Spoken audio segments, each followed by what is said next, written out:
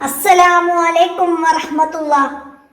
5ാം class കിതാബ് ദുറൂസുൽ ഇഹ്സാൻ പാദവാർഷിക പരീക്ഷയ്ക്ക് നമുക്ക് 5 പാഠങ്ങളാണ് വരുന്നത്.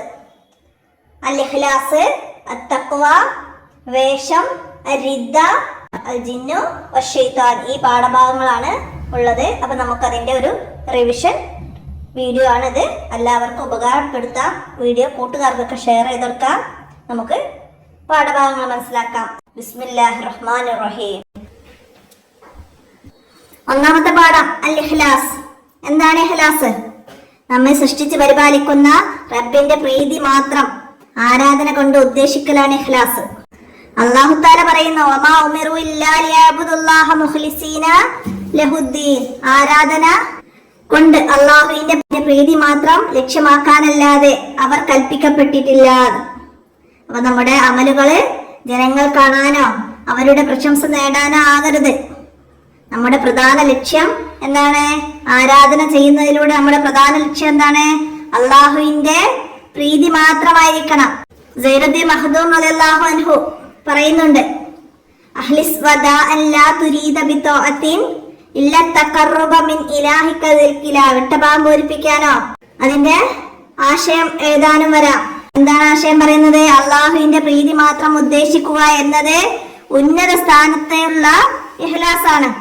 അള്ളാഹുവിന്റെ പ്രതിഫലവും ശിക്ഷയിൽ നിന്നുള്ള മോചനവും ആഗ്രഹിച്ചുകൊണ്ട് ഇബാദത്ത് ചെയ്യുന്നത് 2ാം സ്ഥാനത്തുള്ള ഇഖ്ലാസ് ആണ്. 1ാം സ്ഥാനത്തുള്ളത് അള്ളാഹുവിന്റെ പ്രീതി മാത്രം ആഗ്രഹിക്കലാണ്. 2ാം സ്ഥാനത്ത് അള്ളാഹുവിന്റെ പ്രതിഫലവും ശിക്ഷയിൽ നിന്നുള്ള മോചനവും ആഗ്രഹിച്ചുകൊണ്ടുള്ള ഇബാദത്താണ്. 3ാം സ്ഥാനത്തുള്ള ഇഖ്ലാസ് എന്താണ്? ദുനിയാവിൽ ജനങ്ങളെ തൊട്ട് ഐശ്വര്യവാനാകണമെന്ന ലക്ഷ്യത്തോടെ സൽക്കർമ്മം ചെയ്യൽ 3ാം സ്ഥാനത്തുള്ള ഇഖ്ലാസ് ആണ്. അതിൽപ്പെട്ടതാണ് ദാരിദ്ര്യം വരാതിരിക്കാന് എല്ലാ രാത്രിയും സൂറത്തുൽ വാഖിയ ഓതല്. പിന്നെ 40 ദിവസം ഇഖ്ലാസോടുകൂടി അമൽ ചെയ്താൽ ഹിക്മത്തുകളുടെ അരുവികളെ അവന്റെ ഹൃദയത്തിൽ നിന്ന് നാവിലേക്ക് അള്ളാഹു വെളിവാക്കുമെന്ന് ഹദീസിൽ വന്നിട്ടുണ്ട്. ഹിക്മത്തിന്റെ അരുവികളെ ഹൃദയത്തിൽ നിന്ന് നാവിലേക്ക് അള്ളാഹു വെളിവാക്കി കൊടുക്കും. ആർക്ക്? 40 ദിവസം ഇഖ്ലാസോടുകൂടി അമലുകൾ ചെയ്യുന്നവർക്ക്. ഉന്നത സ്ഥാനത്തുള്ള ഇഖ്ലാസ് അള്ളാഹുവിന്റെ പ്രീതി മാത്രം ഉദ്ദേശിക്കുക എന്നതാണ് ഉന്നത സ്ഥാനത്തുള്ള ഇഖ്ലാസ്. എന്താണ് ഇഖ്ലാസ്? അത് മനസ്സിലാക്കാം. പിന്നെ 2ാം സ്ഥാനത്തുള്ള ഇഖ്ലാസ് സൂറത്തുൽ വാഖിയ ഓതിയാലുള്ള നേട്ടം എന്താണ്? ദാരിദ്ര്യം വരാതിരിക്കും. അതൊക്കെ ഇവിടെ നമ്മൾ മനസ്സിലാക്കണം. തദ്രിബാത്തിൽ വന്ന ചോദ്യങ്ങളൊക്കെ മനസ്സിലാക്കാം. ഇനി നമുക്ക് 2ാമത്തെ പാഠം നോക്കാം. തഖ്വ. എന്താണ് തഖ്വ? എന്താണ്? അല്ലാഹു തആല കൽപ്പിച്ച കാര്യങ്ങൾ അനുസരിക്കുകയും നിരോധിച്ച കാര്യങ്ങൾ വെടിയുകയും ചെയ്യലാണ് തഖ്വ. ഏത് സാഹചര്യത്തിലും അല്ലാഹുവിനെ ഓർക്കുകയും അവനെ ഇഷ്ടപ്പെടുകയും ചെയ്യും വിധം തഖ്വ ഉള്ളവരായി നാം ജീവിക്കണം. നമുക്ക് ദുഃഖകരമായ സാഹചര്യങ്ങളും സന്തോഷകരമായ സാഹചര്യങ്ങളും ഉണ്ടായേക്കാം. ആ സമയത്തൊക്കെ നമ്മള് അല്ലാഹു തആല നമുക്കൊപ്പമുണ്ട് എന്ന വിശ്വാസത്തോടെ തഖ്വയുള്ളവരായിട്ട് ജീവിക്കണം. ഇന്ന അക്രമക്കും ഇൻദല്ലാഹി അത്ഖാക്കും. നിശ്ചയം അല്ലാഹുവിന്റെ സന്നിധിയിൽ നിങ്ങളിൽ ഏറ്റവും ആദരവുള്ളവർ നിങ്ങളിൽ ഏറ്റവും തഖ്വയുള്ളവരാണ്. തഖ്വൽ ഇലാഹി മദാർ കുല്ലി സഅദത്തിൻ വതിബാഉ വഹുവ റഅസു ശർരി ഹബാഇല. സാര ഇത് ആശയ ഇത് എന്നൊക്കെ പറഞ്ഞിട്ട് വരും. പൂർത്തിയാക്കി കൊടുക്കാൻ പറഞ്ഞിട്ട് വരും. തഖ്വൽ ഇലാഹി മദാർ കുല്ലി സഅദത്തിൻ വതിബാഉ വഹുവ റഅസു ശർരി ഹബാഇല. എന്താണ് തഖ്വ എന്നത്? അല്ലാഹുവിനെ ഭയക്കുകയും അവന്റെ കൽപ്പനകൾ പാലിക്കുകയും അവന്റെ വിലക്കുകളിൽ നിന്ന് വിട്ടുനിൽക്കുകയും ചെയ്യുന്ന അവസ്ഥയാണ്. ഖുർആനിൽ പല സ്ഥലങ്ങളും തഖ്വയുടെ ഗുണങ്ങൾ വിശദീകരിക്കുന്നുണ്ട്. തഖ്വ കൊണ്ട് ലഭിക്കുന്ന ഗുണങ്ങൾ ഇവിടെ പറഞ്ഞു. എന്തൊക്കെയാണ്? അള്ളാഹുവിന്റെ പ്രീതി ലഭിക്കല്, അള്ളാഹുവിൽ നിന്ന് ഇൽമ് ലഭിക്കല്, പ്രയാസങ്ങൾ നീങ്ങല്, പ്രതീക്ഷിക്കാത്ത വഴികളിലൂടെ ഉപജീവനം ലഭ്യമാവൽ, യഹലോകത്തും പരലോകത്തും ആദരവ് ലഭിക്കൽ, പാപമോചനം നേടൽ, നരകമോചനം നേടൽ, സ്വർഗപ്രവേശനം ലഭിക്കല്. ഇതൊക്കെ തഖ്വ കൊണ്ട് ലഭിക്കുന്ന ചില ഗുണങ്ങളാണ്. തഖ്വ കൊണ്ട് ലഭിക്കുന്ന ഗുണങ്ങളിൽ നിന്ന് 2 എണ്ണം 3 എണ്ണം ഒക്കെ എഴുതാന്നൊക്കെ പറഞ്ഞിട്ട് വരും. ഇനി 2 എണ്ണം വീതം എഴുതുക, എന്നിട്ട് നമുക്ക് അവിടെ എഴുതി കൊടുക്കണം. പിന്നെ യോജിച്ചത് ശരിയായത് തിരഞ്ഞെടുത്ത് എഴുതാൻ വരും. തഖ്വ കൊണ്ടുള്ള ഗുണങ്ങളിൽ നിന്ന് പാപമോചനം നേടൽ എന്നത് അതിലുണ്ടെങ്കിൽ നമ്മൾ അത് എടുത്ത് എഴുതാൻ കഴിയണം. അപ്പൊ ആ രീതിയിൽ പഠിക്കണം. അപ്പൊ ഏതെങ്കിലും വന്നാൽ നമുക്ക് തിരിച്ചറിയാൻ കഴിയണം ഏതാണ് ഏതിന്റെ ഓപ്ഷൻ എന്ന്. പിന്നെന്താണ്, ഇത്തഖില്ലാഹി ഹൈസുമാ കുന്തും വഅത്ബഇ സയ്യിഅത്തൽ ഹസനത തംഹുഹാ വഹാലിക്കിൻ നാസ ബിൽ ഹുൽക്കി ഹസനിൻ. എന്താണ്, നീ എവിടെയായാലും അല്ലാഹുവിനെ ഭയപ്പെടുക. ഒരു തെറ്റ് സംഭവിച്ചാൽ ഉടനെ നല്ല പ്രവൃത്തി ചെയ്യുക, അത് പാപത്തെ മായ്ച്ചു കളയും. മനുഷ്യരോട് നല്ല സ്വഭാവത്തോടെ നീ പെരുമാറുക. ഇതൊക്കെ നബി സല്ലല്ലാഹു അലൈഹി വസല്ലമ പറഞ്ഞ കാര്യമാണ്. അത് മനസ്സിലാക്കാം. ആശയം എഴുതാനും വിട്ടഭാഗം പൂർത്തിയാക്കി കൊടുക്കാനൊക്കെ വരാം, മനസ്സിലാക്കാം. തദ്രിബാത്തിൽ വന്ന ചോദ്യങ്ങളൊക്കെ മനസ്സിലാക്കാം. തഖ്വ എന്നാൽ എന്ത്? അള്ളാഹുവിന്റെ സന്നിധിയിൽ ഏറ്റവും ആദരവുള്ളവർ ആര്? അതൊക്കെ ഇതുപോലെ പൂരിപ്പിക്കാനൊക്കെ വന്ന പാഠഭാഗത്തിൽ നമ്മൾ പഠിച്ച അറബി വരാം. മനസ്സിലായില്ലേ? ആശയം പൂർത്തിയാക്കി കൊടുക്കാൻ വരാം, അതൊക്കെ മനസ്സിലാക്കാം. 4ാമത്തെ പാഠം വേഷം. സഹൽ ഇബ്നു ഹൻദലിയ എന്ന പേരുള്ള സഹാബി ഡമസ്കസിൽ ജീവിച്ചിരുന്നു.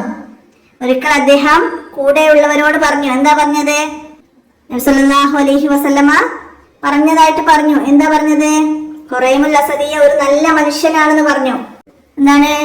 മുടി നീട്ടി വളർത്തുകയും ഉടുമുണ്ട് ഞെരിയാണിക്ക് താഴെ ഇറക്കുകയും ചെയ്യുന്ന ശീലം അദ്ദേഹം ഒഴിവാക്കിയിരുന്നുവെങ്കിൽ വളരെ നന്നായിരുന്നു എന്നുകൂടി നബി സല്ലല്ലാഹു അലൈഹി വസല്ലമ ചേർത്തു. ഇത് കേട്ട സഹാബികളിൽ ചിലർ ഈ വിവരം അദ്ദേഹത്തെ അറിയിച്ചു. ഉടനെ അദ്ദേഹം എന്ത് ചെയ്തു? ഖുറൈമുൽ അസദിയ നബി സല്ലല്ലാഹു അലൈഹി വസല്ലമ പറഞ്ഞ വിവരങ്ങൾ അറിഞ്ഞ് എന്താണ് ചെയ്തത്? ഉടനെ അദ്ദേഹം നബി സല്ലല്ലാഹു അലൈഹി വസല്ലമക്ക് ഇഷ്ടമാകുന്ന വിധത്തിൽ മുടിയുടെ നീളം കുറയ്ക്കുകയും മുടുമുണ്ട് കയറ്റി ഉടുക്കുകയും ചെയ്തു. ഇതാണ് ഖുറൈമുൽ അസദിയ ചെയ്തത്. ഡമസ്കസിൽ ജീവിച്ചിരുന്ന സഹാബി സഹൽ ഇബ്നു ഹൻദലിയ നബി സല്ലല്ലാഹു അലൈഹി വസല്ലമയെ സ്വന്തം ജീവനേക്കാൾ അധികം ഇഷ്ടപ്പെടുകയും തങ്ങളുടെ ഇഷ്ടം ലഭിക്കണമെന്ന് ആഗ്രഹിക്കുന്നവർ എന്ത് ചെയ്യും? നമ്മുടെ വേഷവിധാനത്തിലും ശ്രദ്ധിക്കും. വസ്ത്രവിധാനത്തിൽ നാം ശ്രദ്ധിക്കേണ്ട കാര്യങ്ങൾ: വസ്ത്രം ഔറത്ത് മറയുന്നതാവണം, വൃത്തിയുള്ളതാവണം, ദുർമാർഗികളെ അനുകരിക്കരുത്, സ്ത്രീ തലമുടി കളയരുത്, പുരുഷൻ തലമുടി പിരടി വിട്ട് നീട്ടരുത്, ക്രോപ്പ് ചെയ്യരുത്, അവയവങ്ങളുടെ ആകൃതിയും അളവും പ്രകടമാക്കുന്ന ഇടുങ്ങിയ വസ്ത്രം ധരിക്കരുത്, ഒരു കാലിൽ മാത്രം ചെരുപ്പ് ധരിക്കരുത്, പുരുഷൻ ഞെരിയാണിക്ക് താഴെ ഇറങ്ങുന്ന വസ്ത്രം ധരിക്കരുത്, പുരുഷൻ പട്ട്, സ്വർണം, വെള്ളി എന്നിവ ധരിക്കരുത്. എന്നാൽ ഒരു വെള്ളി മോതിരം ധരിക്കൽ പുരുഷന്റെ സുന്നത്താണ്. വേഷവിധാനത്തിൽ ശ്രദ്ധിക്കേണ്ട കാര്യങ്ങളിൽ നിന്ന് 2 എണ്ണം വീതം എഴുതാന്ന് പറഞ്ഞാൽ നമുക്ക് ഇതിന് എഴുതാൻ കഴിയണം. പിന്നെന്താണ്? പുരുഷന് ധരിക്കൽ സുന്നത്താണ്. എന്താണ്? ഒരു വെള്ളി മോതിരം ധരിക്കൽ സുന്നത്താണ്. ധരിക്കാൻ പാടില്ല എന്ത്? പുരുഷൻ പട്ട്, സ്വർണം, വെള്ളി എന്നിവ ധരിക്കരുത്. പുരുഷവേഷം ധരിക്കുന്ന സ്ത്രീയെയും സ്ത്രീവേഷം ധരിക്കുന്ന പുരുഷനെയും നബി സല്ലല്ലാഹു അലൈഹി വസല്ലമ ശപിച്ചിട്ടുണ്ട്. നബി സല്ലല്ലാഹു അലൈഹി വസല്ലമ ശപിച്ചിട്ടുണ്ട്. ആരെയാണ്? പുരുഷവേഷം ധരിക്കുന്ന സ്ത്രീയെയും സ്ത്രീവേഷം ധരിക്കുന്ന പുരുഷനെയും കൊണ്ട് നബി സല്ലല്ലാഹു അലൈഹി വസല്ലമ ശപിച്ചിട്ടുണ്ട്. ഞെരിയാണിക്ക് താഴെ ഇറങ്ങുന്ന വസ്ത്രം ഇതൊന്നും പുരുഷൻ ധരിക്കാൻ പാടില്ല. നബി സല്ലല്ലാഹു അലൈഹി വസല്ലമ ശപിച്ച വേഷവിധാനം ഏത്?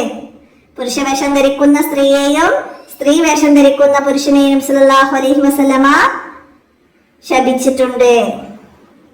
തന്റെ വേഷത്തിൽ പൊന്നു നബി സല്ലല്ലാഹു അലൈഹി വസല്ലമ അതൃപ്തി പ്രകടിപ്പിച്ചതറിഞ്ഞപ്പോൾ ഖുറൈമുൽ അസദിയ ചെയ്തത് എന്താണ്? ഉടനെ അദ്ദേഹം നബി സല്ലല്ലാഹു അലൈഹി വസല്ലമക്ക് ഇഷ്ടപ്പെടുന്ന വിധത്തിൽ മുടിയുടെ നീളം കുറയ്ക്കുകയും ഉടുമുണ്ട് കയറ്റി ഉടുക്കുകയും ചെയ്തു. ഇതൊക്കെ മനസ്സിലാക്കാം. ഖുറൈമുൽ അസദിയയിൽ നബി സല്ലല്ലാഹു അലൈഹി വസല്ലമ തിരുത്തിയ 2 ശീലങ്ങൾ ഏതൊക്കെ എന്നൊക്കെ തദ്രിബാത്തിൽ വന്ന ചോദ്യങ്ങളൊക്കെ മനസ്സിലാക്കാം.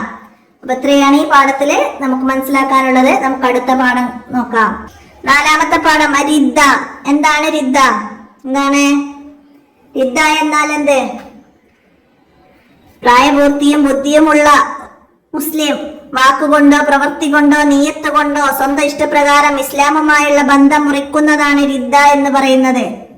ഇന്ന ദീന ഇൻദല്ലാഹിൽ ഇസ്ലാം. അല്ലാഹുവിന്റെ സ്വീകാര്യമായ മതം ഇസ്ലാം മാത്രമാണ്. അല്ലാഹുവിന്റെ സ്വീകാര്യമായ മതം ഇസ്ലാം മാത്രമാണ്. നമുക്ക് അല്ലാഹു തആല നൽകിയ വലിയ നിഅമത്താണെന്ത്? നാം മുസ്ലിംകളായി എന്നത്. അല്ലാഹു തആല നൽകിയ വലിയ നിഅമത്താണ്. ജീവിതകാലം മുഴുവനും മുസ്ലിമായി തന്നെ ജീവിക്കുകയും മുസ്ലിമായി തന്നെ മരിക്കാനും സാധിക്കണം. എന്താണ്?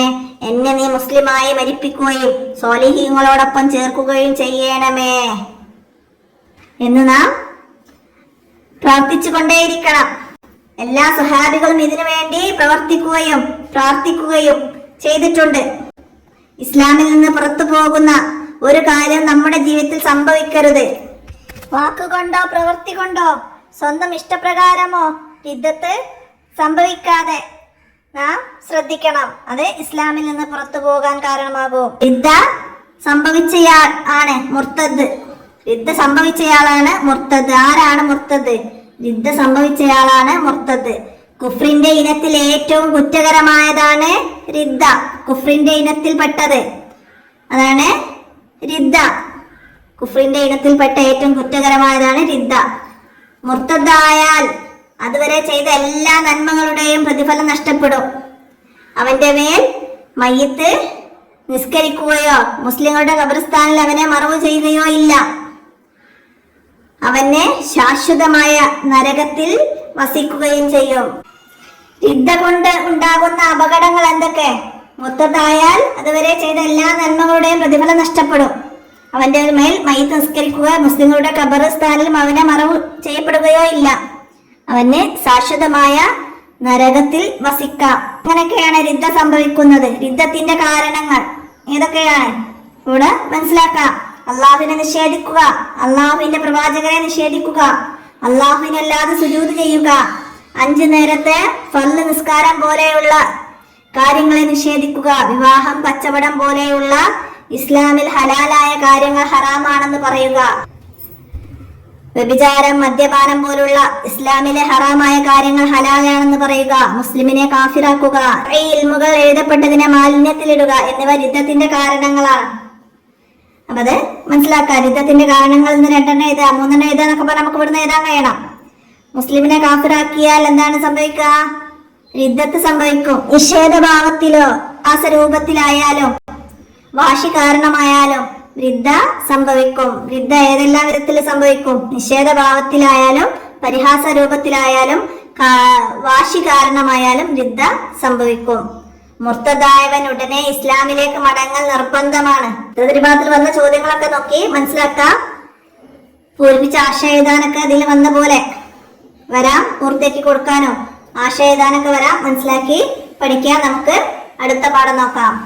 5ാമത്തെ പാഠം ജിന്ന് വശൈത്താൻ. എണ്ണിയാൽ തീരാത്ത സൃഷ്ടികൾ അള്ളാഹുവിനുണ്ട്. ജിന്നുകളെ സാധാരണഗതിയിൽ നമുക്ക് കാണാൻ കഴിയാത്ത സൃഷ്ടികളാണ്. മനുഷ്യരെ പോലെ അള്ളാഹുവിന് ഇബാദത്ത് ചെയ്യാൻ വേണ്ടിയാണ് ജിന്നുകളെയും അള്ളാഹു തആല സൃഷ്ടിച്ചത്. വമാ ഖലഖതൽ ജിന്ന വൽ ഇൻസ ഇല്ലാ ലിയഅ്ബുദൂൻ. ജിന്നുകളെയും മനുഷ്യരെയും എനിക്ക് ആരാധിക്കാൻ വേണ്ടിയല്ലാതെ ഞാൻ സൃഷ്ടിച്ചിട്ടില്ല. അള്ളാഹു തആല പറഞ്ഞിട്ടുണ്ട്. ജിന്നുകളുടെ പ്രത്യേകതകൾ. തീ കൊണ്ടാണ് അള്ളാഹു തആല ജിന്നുകളെ സൃഷ്ടിച്ചത്. ജിന്നുകൾക്ക് ഏത് രൂപത്തിലും പ്രത്യക്ഷപ്പെടാൻ കഴിയും. അവർ ഭക്ഷണം കഴിക്കും. എത്ര പ്രയാസമുള്ള ജോലികളും എളുപ്പത്തിൽ ചെയ്യാൻ അവർക്ക് കഴിയും. അവരിൽ സ്ത്രീകളും പുരുഷന്മാരുണ്ട്. അവർ വിവാഹം ചെയ്യാറുണ്ട്. അവർക്ക് സന്താനങ്ങളും ഉണ്ടാകും. അവർക്ക് നമ്മെ കാണാൻ കഴിയും. നമ്മുടെ നബി മുഹമ്മദ് മുസ്തഫ സല്ലല്ലാഹു അലൈഹി വസല്ലമ ജിന്നുകളിലേക്ക് കൂടി അയക്കപ്പെട്ട പ്രവാചകരാണ്. ആരെന്ന് വെച്ചാൽ നമ്മുടെ നബി മുഹമ്മദ് മുസ്തഫ സല്ലല്ലാഹു അലൈഹി വസല്ലമ. മനുഷ്യരെ പോലെ മത നിയമങ്ങൾ ജിന്നുകൾക്കും ബാധകമാണ്. അവരിലും വിശ്വാസികളും അല്ലാത്തവരുമുണ്ട്. ജിന്നുകളിലും വിശ്വാസികളും അല്ലാത്തവരുമുണ്ട്. ജിന്നുകളിൽ നിന്ന് വേർതിരിഞ്ഞ ഒരു വിഭാഗമാണ് ശൈത്താന്മാർ. പൂർത്തിയാക്കാൻ വരൂട്ടാ. അതുപോലെ ചോദ്യം വരും, ആരാണ് ശൈത്താൻ? പിശാചുക്കൾ ആരാണ്? അവർ നമ്മെ തെറ്റ് ചെയ്യാൻ പ്രേരിപ്പിക്കുകയും നന്മയിൽ നിന്ന് പിന്തിരിപ്പിക്കുകയും ചെയ്യും. ഇന്ന ശൈത്താന യജ്രി മിനൽ ഇൻസാനി മജ്റദ്ദമ്മി. എന്താണ്? മനുഷ്യന്റെ ശരീരത്തിൽ രക്തം സഞ്ചരിക്കുന്നിടത്തെല്ലാം പിശാച് സഞ്ചരിക്കും. മനുഷ്യനെ വഴിപിഴപ്പിക്കാൻ വേണ്ടി പ്രതിജ്ഞ എടുത്തവരാണ് പിശാച്. അവരിൽ ഏറ്റവും വലിയ ധിക്കാരിയും നിഷേധിയുമാണ് ഇബ്ലീസ്. പിശാചുക്കളിൽ ഏറ്റവും വലിയ ധിക്കാരിയും നിഷേധിയുമാണ് ഇബ്ലീസ്. ഇന്ന ശൈത്താന ലിൽ ഇൻസാനി അദുവ്വും മുബീൻ. നിശ്ചയം പിശാച് മനുഷ്യന്റെ വ്യക്തമായ ശത്രുവാണ്. മനുഷ്യന്റെ വ്യക്തമായ ശത്രുവാണ് ആര്? പിശാച് എന്ന് വിശുദ്ധ ഖുർആൻ പറഞ്ഞിട്ടുണ്ട്. അള്ളാഹുവിനോട് ധിക്കാരം കാണിക്കുകയും എത്രയാണ് ഈ പാഠഭാഗത്തില് പറയുന്നത്. അപ്പൊ തീ കൊണ്ടാണ് അള്ളാഹു തആല ജിന്നുകളെ സൃഷ്ടിച്ചത്. തദ്രിബാത്തിൽ വന്ന ചോദ്യങ്ങളൊക്കെ പിശാചുക്കളിൽ ഏറ്റവും വലിയ ധിക്കാരിയാണ് ആര്? ഇബ്ലീസ്. ആരാകുന്നു ശൈത്താന്മാർ? ആരാണ് ശൈത്താന്മാർ? ജിന്നുകളിൽ നിന്ന് വേർതിരിഞ്ഞ ഒരു വിഭാഗമാണ് ശൈത്താന്മാർ. പിന്നെ പൂരിപ്പിച്ച് ആശ എഴുതാൻ വരും. അപ്പൊ ഇതുപോലെ വന്ന് നമുക്ക് എഴുതാൻ കഴിയണം. ശൈത്താൻ മനുഷ്യന്റെ ശത്രുവാണ് ഒക്കെ ഈ പാഠത്തിൽ നിന്ന് മനസ്സിലാക്കാം. ഇത്രയാണ് നമുക്ക് പാഠഭാഗത്തിൽ വന്നത്. അപ്പൊ നമുക്ക് ഈ പാഠഭാഗം വരെയാണ് പാദവാർഷിക എക്സാമിന് വരുന്നത്. അപ്പോൾ ഓരോ പാഠങ്ങളും നന്നായിട്ട് മനസ്സിലാക്കി പഠിക്കുക, റിവിഷൻ ഉപകാരപ്പെടുത്തുക, കൂട്ടുകാർക്കൊക്കെ ഷെയർ ചെയ്ത് കൊടുക്കണം. എന്തെങ്കിലും തെറ്റുകളൊക്കെ കാണുകയാണെങ്കിൽ കമൻ്റ് ആയിട്ട് അറിയിക്കണം. നമുക്ക് അടുത്ത പാഠവുമായി അടുത്ത വീഡിയോയിൽ കാണാം. അസ്സലാമു അലൈക്കും വറഹ്മത്തുള്ളാഹി.